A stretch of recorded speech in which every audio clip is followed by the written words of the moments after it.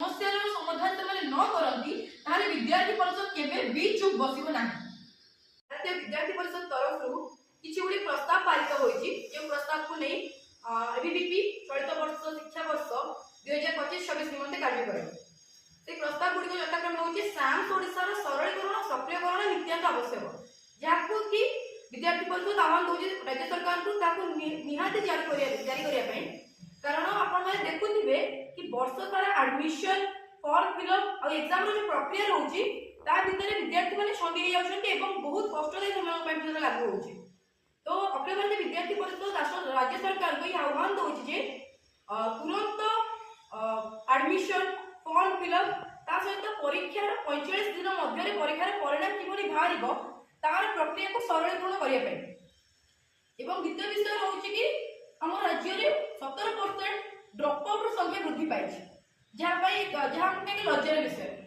ओडिशा रे drop out संख्या केमिति ह्रास घटिबो सेति पई राज्य सरकार नूतन मानर स्कॉलरशिप सब वृद्धि करी शिक्षार्थी को सेति प्रति अवगत एवं सचेतन करबा आवश्यक अछि। तृतीय विषय एहा कि अध्यापक पदवी आजिक समय रे मध्ये खाली पड़िছে। जो मात्रा रे अध्यापक माने अवसर नेउछन्ती सेही मात्रा रे अध्यापक माने नियुक्ति पाउना। तेणु शिक्षा परिषद रे कार्यरत समस्त पैनल नियुक्ति वृद्धि करी किभली हमर शिक्षा समस्या को दूर करिवे सेईटा प्रति यत्नवान हेबा सरकार के प्रति हमर एक आह्वान।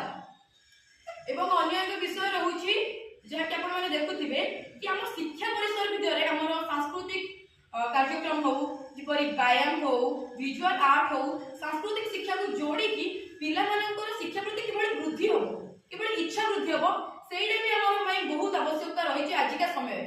कारण आम जदि सांस्कृतिक शिक्षा को किंबा पारंपरिक शिक्षा को आम पाठ्यक्रम सहित जोड़ुचे तारे पिला माने बेसी रुचि देखाइबे पाठ पढ़िया पाई। परवर्ती विषय होछि कि आम ओडिसा रे बीएड एवं एमएड कॉलेज रो स्वतंत्र कॉलेज नाही किंतु जो कॉलेज माने अछि सेतरे भी हमर सीट वृद्धि हेई पर नाही। तेणु स्नातक पर जो विद्यार्थी माने इच्छा प्रकाश करूछन बीएड करिया पाई तो सेमानकु बीएड करिया पाई जम्मू काश्मीर किंबा आंध्र जो पड़ुछि जहा कि ओडिसा पाई एक भलो खबर नुहे। तेणु ओडिसा सरकार को हम विद्यार्थी परिषद रे आह्वान रहउछि कि ओडिसा रे स्वतंत्र बीएड एमएड कॉलेज स्थापन करिवे एवं जो कॉलेज अछि सेही कॉलेज रे नित्यांत भाबे सीट वृद्धि करिवे।